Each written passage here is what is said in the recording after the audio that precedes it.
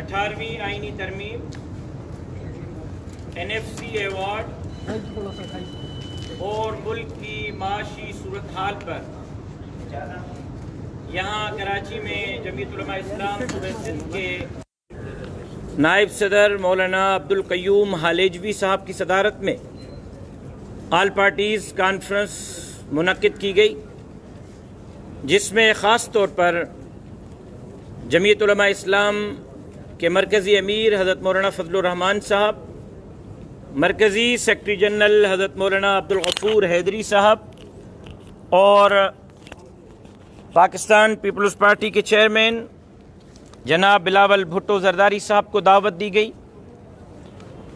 مولانا عبدالغفور حیدری صاحب، حضرت مولانا فضل الرحمان صاحب اور جناب بلاول بھٹو زرداری صاحب کی جگہ پر محترمہ سینیٹر شیر رحمان صاحبہ نے خصوصی طور پر شرکت کی، جو وائس چیئرمین ہیں پاکستان پیپلز پارٹی کی، اور مرکزی جماعتوں میں سے جمعیت علماء پاکستان کے مرکزی رہنما جناب اویس نورانی صاحب، MQM کے مرکزی رہنما جناب عامر خان صاحب اور مختلف جماعتوں کے مرکزی صدور اور باقی تمام تنظیموں کے صوبائی صدور تشریف لائے۔ محترم جناب حضرت مولانا فضل الرحمان صاحب، مولانا عبدالغفور حیدری صاحب، سینیٹر شیری رحمان صاحبہ، سلمان خان صاحب پاکستان مسلم لیگ نون سے، جناب عامر خان صاحب MQM سے، جناب شاہی سید صاحب ANP سے، جناب محمد حسین مہنتی صاحب جماعت اسلامی سے، جناب صاحبزادہ شاہ محمد اویس نورانی صاحب JUP سے، جناب طارق حسن صاحب PMLQ سے، جناب ارشد وہرا صاحب PSP سے، جناب ڈاکٹر قادر مکسی صاحب STP سے، علامہ ناظر عباس تقوی صاحب اسلامی تحریک سے، جناب روشن برڑو صاحب SUP سے، الحاج محمد رفیع صاحب نظام مصطفیٰ پارٹی سے، مولانا محمد یوسف قصوری صاحب مرکزی جمعیت اہل حدیث سے، جناب تاج مری صاحب نیشنل پارٹی سے، جناب جہاں زیب بلوچ صاحب بلوچستان نیشنل پارٹی سے، جناب نذیر جان یوسف زئی صاحب پشتونخوا ملی عوامی پارٹی سے، مظہر راہوجو صاحب قومی عوامی تحریک سے، سردار احمد نواز صاحب مرکزی وائس چیئرمین قومی وطن پارٹی سے، اور ان کے ساتھ خواجہ ادار الحسن صاحب، نثار احمد کھوڑو صاحب اور دیگر ساتھیوں نے اپنے وفود کے ساتھ آج کی آل پارٹیز کانفرنس میں شرکت کی۔ تفصیلی گفتگو کے بعد آج کی آل پارٹیز کانفرنس کا جو مشترکہ اعلامیہ ہے، میں وہ آپ کے سامنے پڑھ لیتا ہوں۔ بسم اللہ الرحمن الرحیم۔ اعلامیہ آل پارٹیز کانفرنس سندھ جمعیت علماء اسلام، منعقدہ 9 جولائی 2020 بروز جمعرات بمقام رمادہ ہوٹل کراچی۔ جمعیت علماء اسلام صوبہ سندھ کے زیر اہتمام آج 9 جولائی 2020 کو ہونے والی آل پارٹیز کانفرنس کا مشترکہ اعلامیہ درج ذیل ہے۔ کانفرنس کے مہمان خصوصی قائد جمعیت حضرت مولانا فضل الرحمان صاحب مدظ ذلہ امیر جمعیت علماء اسلام پاکستان تھے۔ اجلاس میں صوبہ سندھ کے تمام سیاسی جماعتوں کے رہنماؤں نے شرکت کی۔ آل پارٹیز کانفرنس 18ویں ترمیم کو آئین پاکستان کی روح تصور کرتی ہے اور اس لیے اس ترمیم کے لیے ہونے والی سازشوں، پروپیگنڈوں کو قومی یکجہتی کے خلاف ایک سازش سمجھتی ہے۔ پاکستان جن نامساعد حالات سے گزر رہا ہے، ان حالات میں اس ترمیم میں رد و بدل دانش مندی نہیں ہوگی، لہذا آج کی آل پارٹیز کانفرنس متفقہ طور پر فیصلہ کرتی ہے کہ 18ویں ترمیم کے خلاف تمام سازشیں ختم کی جائیں اور اس پر منوعاً عمل درآمد کیا جائے۔ دوسری صورت میں اگر ترمیم کے خلاف کوئی بھی قدم اٹھایا گیا تو تمام جماعتیں مل کر اس کے تحفظ کے لیے مشترکہ جدوجہد کریں گی۔ APC یہ بھی مطالبہ کرتی ہے 18ویں آئینی ترمیم میں جو اختیارات اور حقوق مرکز نے صوبوں کو دیے ہیں، صوبوں کا بھی فرض بنتا ہے کہ وہ ان اختیارات کو نچلی سطح تک ضلعی اور شہری حکومتوں اور بلدیاتی اداروں کو منتقل کریں۔ آل پارٹیز یہ سمجھتی ہے کہ موجودہ وفاقی حکومت وفاقی پارلیمانی نظام کی مخالف ہے اور اس ترمیم کو ختم کر کے صوبوں کو وفاق کے دست و نگر کر کے صوبائی خود مختاری پر شب خون مارنا چاہتی ہے۔ آل پارٹیز نے NFC ایوارڈ کے بارے میں مشترکہ فیصلہ کرتے ہوئے کہا ہے کہ NFC ایوارڈ میں آئین پاکستان کی دفعہ 160 کی ذیلی شق نمبر 3 کے مطابق صوبوں کا حصہ 57.5% ہے، جس میں کسی قسم کی کمی قبول نہیں کی جائے گی، اور NFC ایوارڈ میں انتظامی آرڈر کے ذریعے کوئی بھی کمی قبول نہیں ہوگی۔ نمبر 3، 10ویں NFC ایوارڈ میں ہر صوبے کا ٹیکنیکل بورڈ ممبر اس صوبے کا رہائشی ہونا چاہیے، لہذا ہر صوبے کا ٹیکنیکل بورڈ ممبر اسی صوبے کے گورنر، صوبائی حکومت اور اپوزیشن کی مشاورت سے نامزد کیا جائے۔ نمبر 4، مشترکہ مفادات کونسل CCI کا اجلاس ہر 3 ماہ بعد لازمی ہونا چاہیے تاکہ وفاق اور صوبوں کے درمیان تمام آئینی حقوق کے مسائل بروقت حل ہو سکیں۔ نمبر 5، یہ آل پارٹیز کانفرنس اس بات کا اعادہ کرتی ہے کہ ملک کو اس کے حقیقی منتخب پارلیمنٹ، اسمبلیاں اور نمائندے ہی بحرانوں سے نکال سکتے ہیں، اس لیے پارلیمنٹ کی سپرمیسی کو برقرار رکھا جائے۔ آل پارٹیز کانفرنس نے ملک کی گرتی ہوئی معاشی صورتحال پر انتہائی تشویش کا اظہار کرتے ہوئے ملک کی تاریخ میں پہلی مرتبہ ملک کی معاشی صورتحال کی شرح نمو مائنس میں چلی گئی ہے۔ موجودہ بجٹ ملک کی تاریخ کا بدترین بجٹ ہے، جس کی وجہ سے مہنگائی عروج پر ہے، پاکستانی روپے کی دن بدن کمزور ہوتی جا رہی ہے، ملکی قرضوں میں اضافے کا باعث روپے کی کمی ملکی قرضوں میں اضافے کا باعث بن رہی ہے۔ اس پر موجودہ حکومت نے پچھلے 2 سالہ مدت میں اتنے قرضے لیے ہیں جس سے سابقہ قرضوں کے تمام ریکارڈ ٹوٹ گئے ہیں۔ مہنگائی نے لوگوں کا جینا دوبر کر دیا ہے، عوام اجتماعی خودکشیاں کر رہے ہیں، سرکاری اداروں سے لوگوں کو بڑی تعداد میں نوکریوں سے نکالا جا رہا ہے اور لاتعداد بے روزگار ہو چکے ہیں، جس وجہ سے لاکھوں لوگ بھوک و افلاس کا شکار ہو چکے ہیں۔ حکومت سے مطالبہ کیا جاتا ہے کہ وہ ہوش کے ناخن لے اور IMF اور غیر ملکی مالیاتی اداروں کے خواہش پر پاکستانی عوام اور پاکستانی معیشت پر ظلم نہ ڈھایا جائے۔ نمبر 7، آج کی all parties conference Pakistan steel mill کے ملازمین کے برطرفی کی شدید مذمت کرتی ہے اور حکومت سے مطالبہ کرتی ہے کہ اس ظالمانہ فیصلے کو فی الفور واپس لیا جائے اور سپریم کورٹ کے فیصلے کے مطابق اس معاملے کو کونسل آف کامن انٹرسٹ کے فورم پر حل کیا جائے۔ محکمہ سیاحت کو ختم کرنے اور تمام ملازمین کو برطرف کرنے کا حکم غریب ملازمین کا معاشی قتل تصور کیا جاتا ہے۔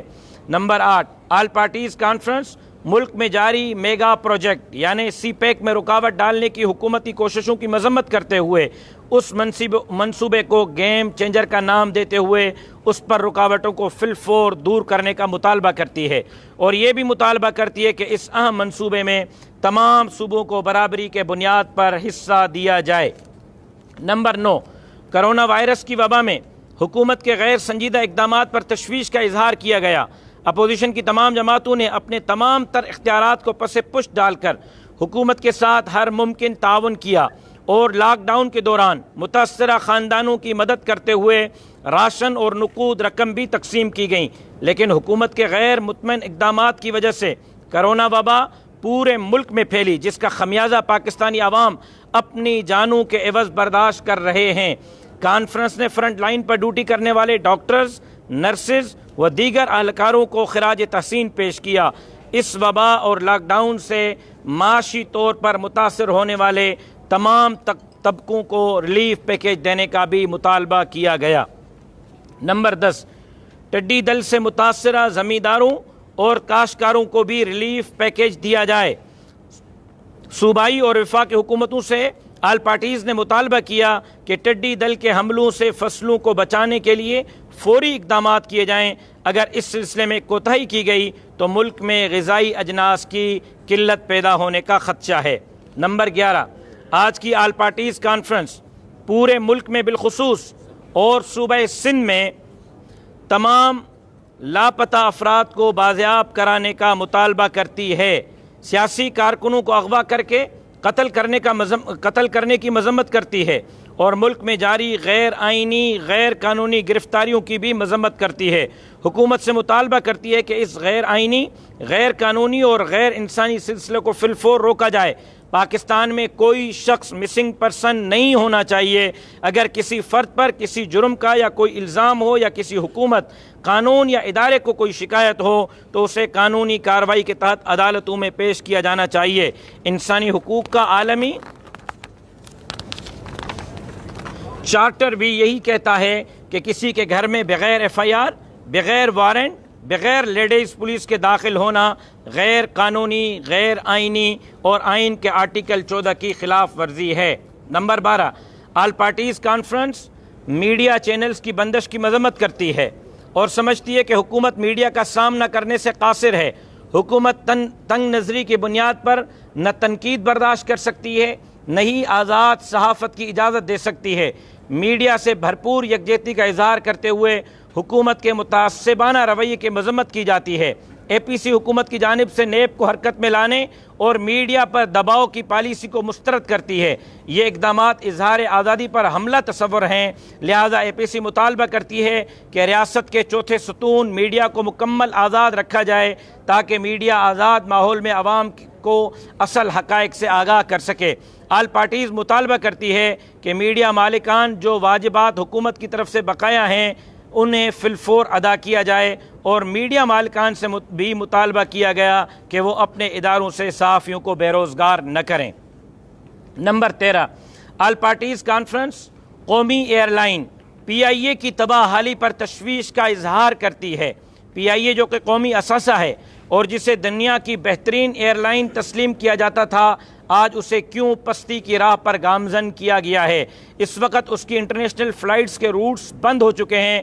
کیا پی آئی اے کو کھوکھلا اور اس نہج پر لا کھڑا کر کے اس کی پشت پر دنیا بھر میں پی آئی اے کے اثاثہ جات کو فروخت کرنے کی مذموم سازش تو کار فرما نہیں ہے؟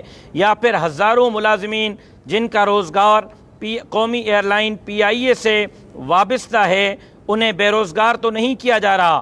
ہم کسی صورت پی آئی اے ملازمین کو بے روزگار نہیں ہونے دیں گے اور نہ ہی قومی ورثے پی آئی اے یا دنیا بھر میں موجود اس کے اثاثوں اور ملکیتوں کو فروخت کرنے کی اجازت دیں گے۔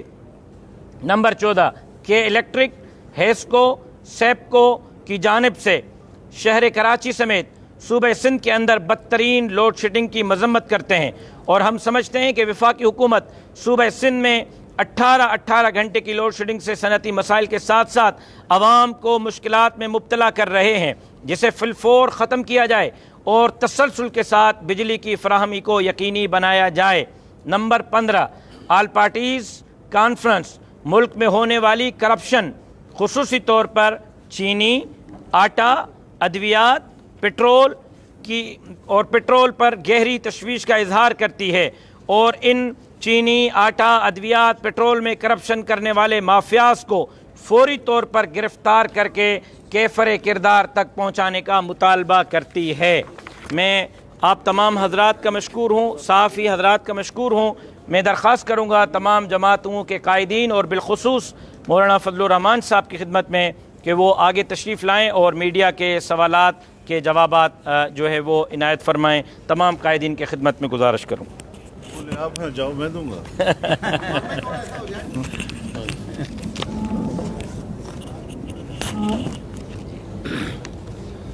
میں ذرا پیچھے ہو جاؤں۔ جی حضرات، بس ہو گئے نا؟ موجودہ صورتحال پر کیا کہتے ہیں؟ جی،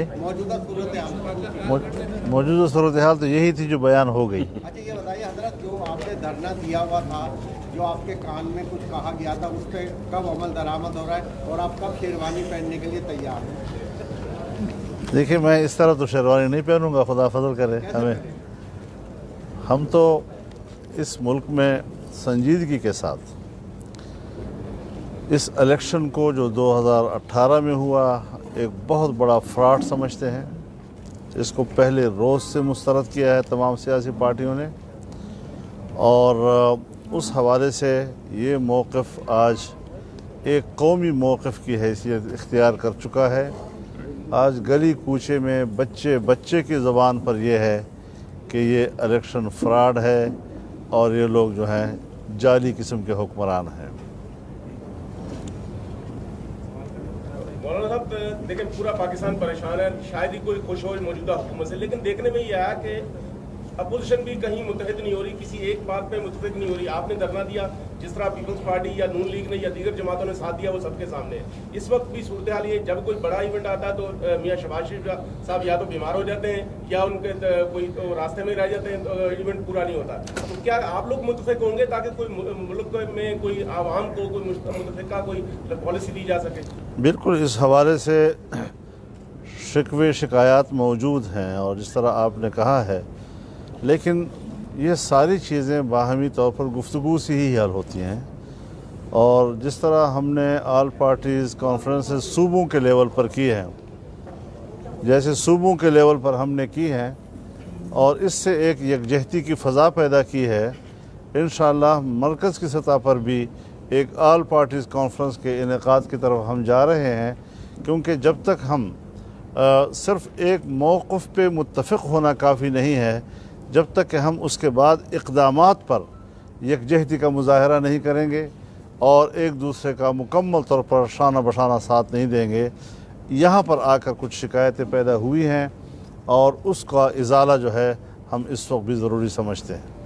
अच्छा मौलाना साहब, ये बताएं कि आखिर हल अवाम को निजात कैसे दिलाएंगे? आपके पास क्या प्रोग्राम है? लोग आप लोगों की तरफ देख रहे हैं, पार्लियामेंटेरियन से मायूस हैं और मौजूदा हुकूमत और जो उनके सरपरस्त इदारे हैं उनसे भी लोगों को अच्छी उम्मीदें और तवक्कुआत नहीं है। देखिए, बुनियादी बात यह है कि जो अवामी मसाइल होते हैं वो तो उनका एक अव्वलीन जो ज़रूरत है वो माशी मसला होता है। पाकिस्तान की तारीख़ में पहली मरतबा आपका बजट जो है ज़ीरो से नीचे चला गया है।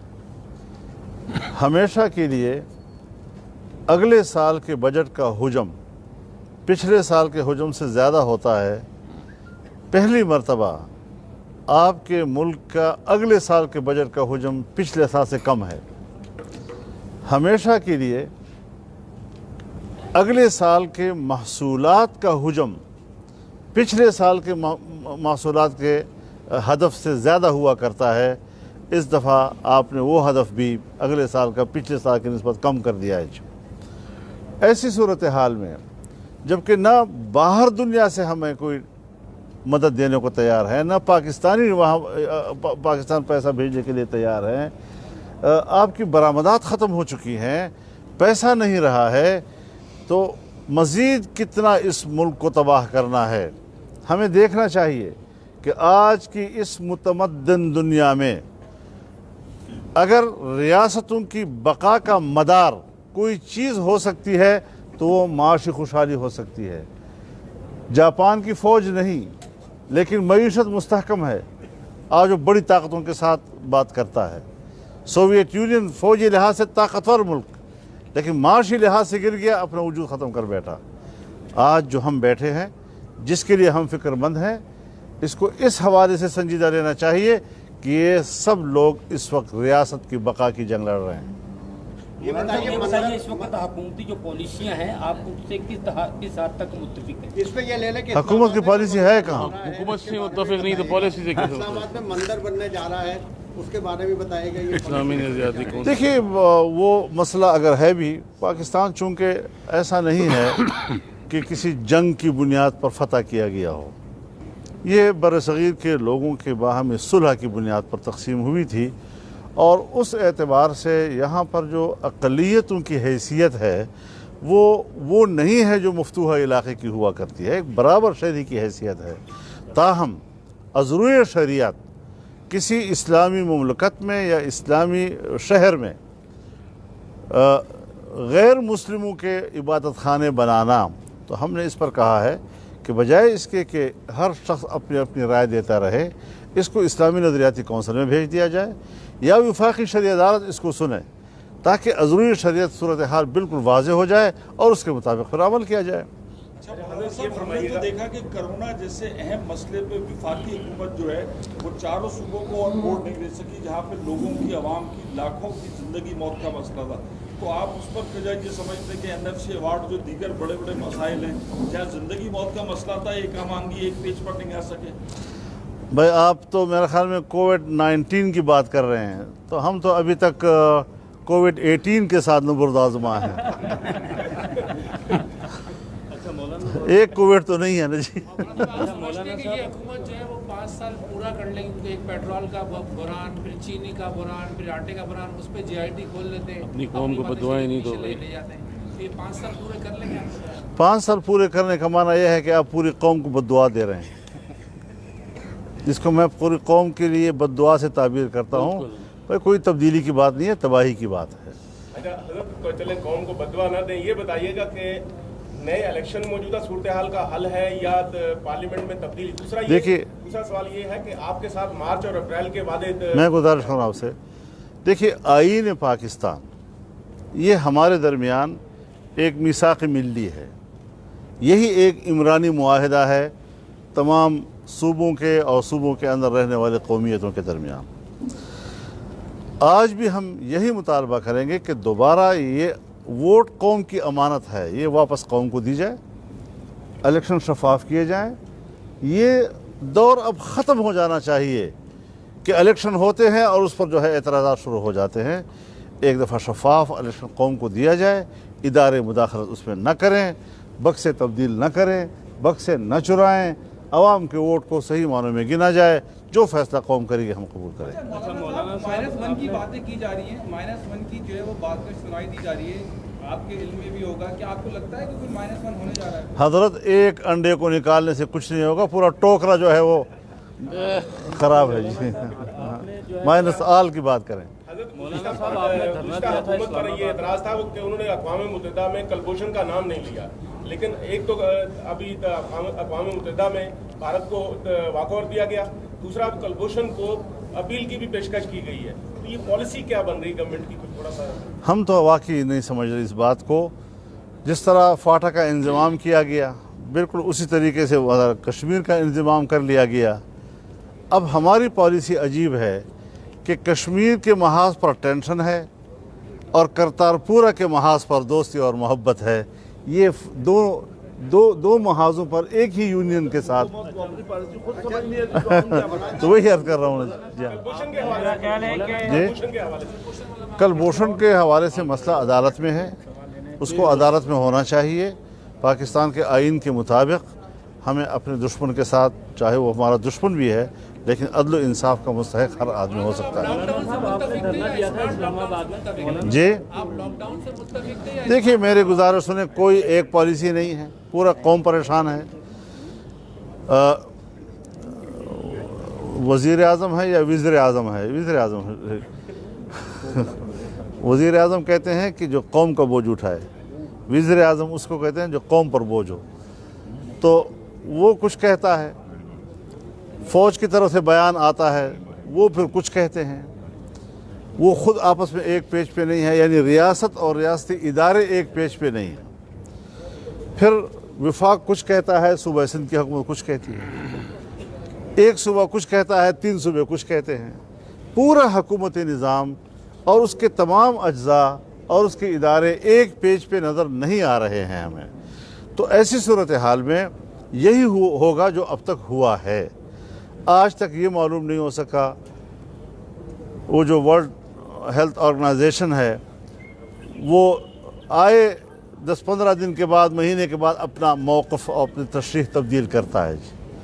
अमेरिका ने शायद उससे निकलने का भी फ़ैसला कर लिया है या कर रहे हैं।